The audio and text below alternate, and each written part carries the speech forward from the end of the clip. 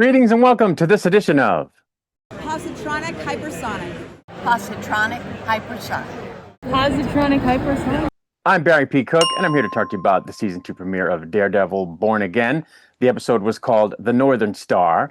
And as it starts, we're treated to the latest episode of the BB Report, which of course is the sort of man-on-the-street interview web news program done by the relative of the reporter that Matt had worked with in the Netflix show, who was, of course, killed by Kingpin. But now the citizens seem to be praising Mayor Fisk instead of being critical of him, which is suspicious. Then we're thrown right back into the action as we catch up with Daredevil on his latest mission, infiltrating the Northern Star, a cargo ship passing through the Fisk-owned and Fisk-operated Freeport, which Daredevil discovers is smuggling military-grade weapons for, well, of course, the said same king of crime, Kingpin. He's not exactly subtle with his approach either, beating down a handful of thugs in brutal fashion, and because of that, it doesn't take long for his presence to be detected. His actions put the ship's captain and first mate on high alert, and they're forced to engage Fisk's contingency plan that he laid out in case something should go wrong while they're trying to get to the port, something like getting caught by the authorities, or in this case, Daredevil. And so they decide to sink the ship and leave no survivors, while, of course, themselves quickly abandoning ship. But, of course, Daredevil, aka Matt, hears them put their plan in motion and, acting quickly, leaves a ticking watch from one of the people that he's knocked out or whatever in one of the shipping containers with the contraband so that he can track the guns later. He then goes down with the ship, and we see him after that resurface on the shore, at which point he regroups and listens as the ship goes down.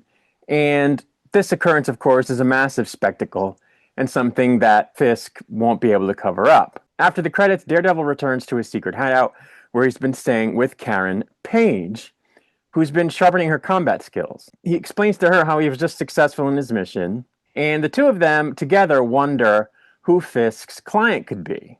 But they decide to take that mystery on later, knowing that it's a big blow to Fisk's operation, and that it will slow down at least future shipments through the port because the ship is kind of in the way and blocking things from getting through. So it'll block these shipments for a while. But before we cut away from this wonderful duo, they share a kiss, which I guess is to signal the audience that they are in fact a romantic couple, which I guess they kind of were on the original Netflix series but never really got there.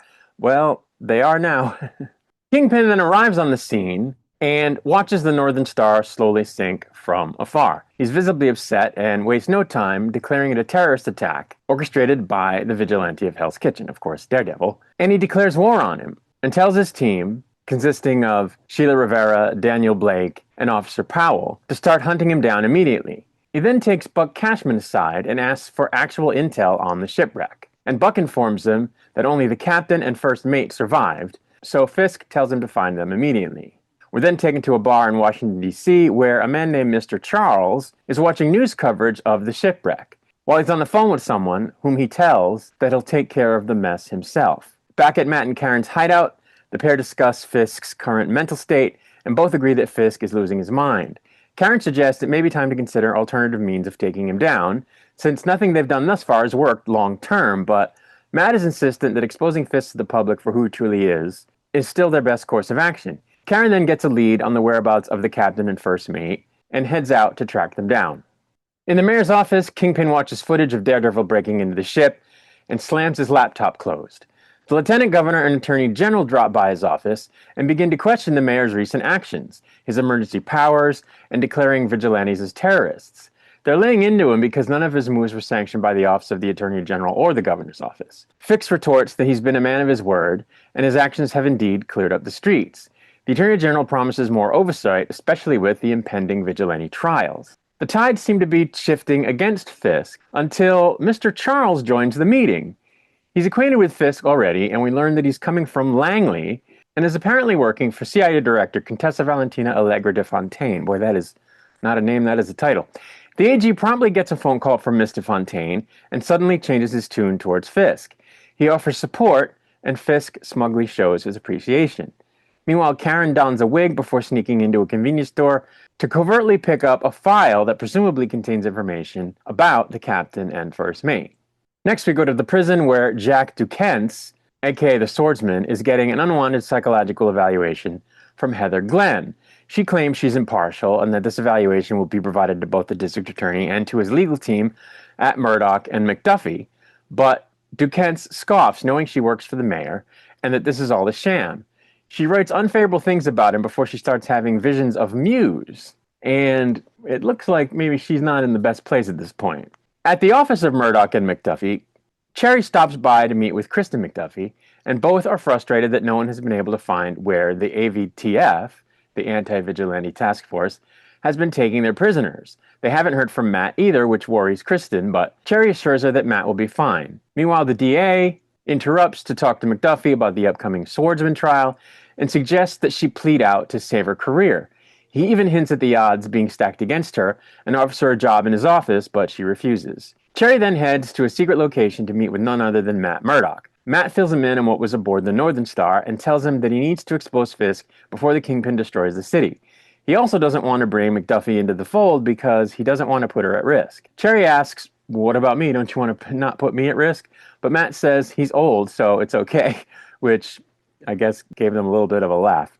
Officer Powell and the AVTF kickstart their manhunt for the captain and first mate and raid a restaurant owned by a woman named Ariana. She's uncooperative and calls Powell a fascist, which results in the corrupt cop punching her in the face. Then one of the men is spotted in the restaurant, but makes a break for it. He's not quick enough, though, and Powell catches up and brutally beats him down. What appears to be another installment of the BB report airs, but it gets hacked, and we see an individual in an exaggerated Kingpin mask slamming BB for the pivot in her coverage. The masked reporter then airs footage of Daredevil breaking into the ship and exposes Fisk's shipment. The next scene is BB attending a party at Daniel Blake's fancy new apartment. She questions how he was able to afford the place on his deputy mayor's salary, and he says he got a deal because Fisk owns the building. She says that Fisk shouldn't be still involved in his old businesses, but he insists everything is legit because the building is part of a trust that Buck manages. She's clearly not happy about the loophole, but decides not to argue and tells him to be careful. Matt visits Ariana's restaurant and gains her trust. He knows she's been helping people get out of New York and was going to help the captain and first mate before the raid. They know it's probably too late for one of them, but he still has to try and save the other before the AVTF finds him. We then see Powell torturing his captive, who tells Powell that he doesn't know where the other man is, but Powell doesn't stop until Buck walks in. Buck orders everyone to leave and then asks the man what happened on the boat. So he tells him how Daredevil boarded and that he had to sink the ship, which is what Buck and Fisk ordered him to do. Buck knows he's telling the truth and seems to empathize for a moment when the captain offers to go home, but then he promptly executes him. Buck informs Fisk, who's in the middle of a meeting with Vanessa and Mr. Charles, who is really not happy about the shipwreck since those were his goods. He's not remotely afraid of the Kingpin and tells him what needs to be done. They need to move the shipment across the city without anyone knowing about it, a task that is far easier said than done. Fisk says he has loyal men willing to do the job, but Charles asks if he's ready to kill some of these men once the job is done, at which point Fisk hesitates since it's hard to find good men. Charles offers him his own men to do the job, saying they're expendable. Fisk doesn't want the job to be traced to him, and Charles assured him that it won't be before he finishes his drink.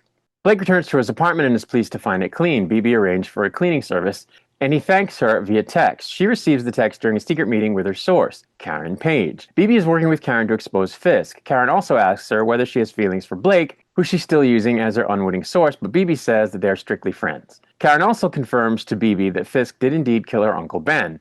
She feels a bit of guilt about that because she's pretty sure Ben was trying to protect her, so she tells BB to be safe. Then, in Heather's apartment, she's reviewing notes when she gets a call from the DA, who asks her to juice up the evaluation a bit. She agrees to make Jack seem more dangerous, and has another vision of Muse as her descent into madness and darkness seems to continue. He tries to ask her out at that point, but she hangs up. Matt and Karen meet back at their hideout and recap the day with a quick training session. Karen's improved her skills, but remains unmatched for Matt. They take a break and reminisce about Nelson, Murdoch, and Page. She asks Matt if he ever misses it, and he admits he does, and she says that she does too. At Ariana's restaurant, she gets word that there's a man eating out of the dumpster. She tells her waiter to prepare a plate, but he tells her that he already did, and now the man wants to thank her personally. She goes outside to meet him, and it's the first mate. For the final scene of the episode, we head to Cherry's apartment where he's reviewing his files. He gets a knock on the door from the AVTF, who want to know why he's been looking for the captain and first mate. He refuses to answer their questions without a warrant, so they break in and start to beat him up. One of the officers brings a gun to his temple, and just when we think it may be over for the good detective, Daredevil intervenes and knocks out the officer, although the second one is able to warn their backup. The other officers arrive, and Daredevil begins to deliver one of his classic ass-whoopings until he gets distracted by Cherry having a heart attack, which he can hear. The AVTF manage to subdue and unmask Matt, and are shocked to learn that he's Matt Murdock. Of course, at this point, all hope looks lost when an officer brings a gun to Matt's head, and then suddenly an unseen assassin rapidly kills all 4 of the officers from a distance. Daredevil and Cherry are both confused until a knife is thrown into the room with expert precision, with a logo and a message reading, "You're welcome," which of course means that it was Bullseye. And that's where the episode ended. So I liked this show on Netflix quite a bit. I don't think it's quite the same show now that it's on Disney Plus. The original show, they really took their time with it. It was like 20 episodes a season, and so you really got great character development and great arcs and just a lot of great storytelling and, some padding, but it was a really great show. This show does have the spirit of that show and the building blocks, and, certainly the cast is still just as talented. The action is off the hook, so it's very good. I liked it last season, and, I liked this episode. Charlie Cox is in crazy form, and Daredevil just looks amazing on screen. And, of course, a lot of the action is stunt work, but just, when he's standing there in the suit, he looks crazy awesome. And like I said, the acting is great on behalf of the cast. Vincent D'Onofrio, of course, remains excellent. So it's just a really good show still. And, that's especially true now for me because Matt and Karen are together. I really like that. I liked them sort of getting together in the original show, and I'm happy that they are together on this show. I think that's awesome. And apparently that all happened off camera between the end of season 1 and season 2. So we don't really know how that happened. Maybe we'll get flashbacks that explain it because they weren't really seeing eye to eye during the first season, if I recall. Things were not gelling between them. So it was kind of interesting, but, I'm really glad for it. It's a little confusing, though, because Matt was dating the psychiatrist lady that he saved from Muse towards the end of season 1. And so my question is, what happened to that? Where did that go? Will we get flashbacks that explain it? We'll have to see. They didn't really show us much, any, of Matt's recovery from his bullet wound. Like, he got shot at the end of season 1. So I guess he recovered from that relatively quickly, which is kind of crazy. So there was no real fallout from that. It was like kind of a dramatic moment at the end of season 1. And you're like, oh my God, Matt's been shot. And then we pick up season 2 and it's all in the past. So, they didn't have to have him like go through the recovery on camera for this season. Maybe they did that because we've seen that before with other injuries that he sustained in the past on the Netflix show, for instance. And so maybe they were like, we can't go to that well again. And that makes sense. But then why have him take a bullet for Kingpin? And, Kingpin in the premiere doesn't talk about how, he's conflicted about going after Matt, because he did kind of seem conflicted towards the end of season 1. And, then Matt took a bullet for him, but it's like that didn't happen. So maybe that's something that's going to come up as the season progresses, but it's just really weird that they left it in this crazy tense place where those two had sort of come to a really tense point in the story. And then one takes a bullet for the other. And then it's like we start season 2 and I guess a bunch of time has gone by and none of that is top of mind for anyone. So I thought that was kind of weird, but maybe they'll get to it. Maybe, they'll bring it up during the season. Meanwhile, the psychiatrist lady is kind of going nuts, I guess based on the trauma she experienced when she was attacked by Muse. So I don't know where that's going, and why do they want to make the swordsman guy look worse than he is? What's the angle there? They're trying to make an example of him, maybe, but we'll have to see. Why is Bullseye helping Matt? What's that about? Is it the whole the enemy of my enemy is my friend kind of thing? But I don't know, because is Matt the enemy of Bullseye's enemies, or weren't the people who are Matt's enemies Bullseye's friends? Or Bullseye's friends? So I don't understand what's happening there. Maybe that will also be revealed. But anyway, I think the show is off to a good start this season, and I'm looking forward to, next week. And I will, of course, be back to do a breakdown and review of that episode once it's released. For now, I'm going to get out of here. Until I return, I wish you peace and long life.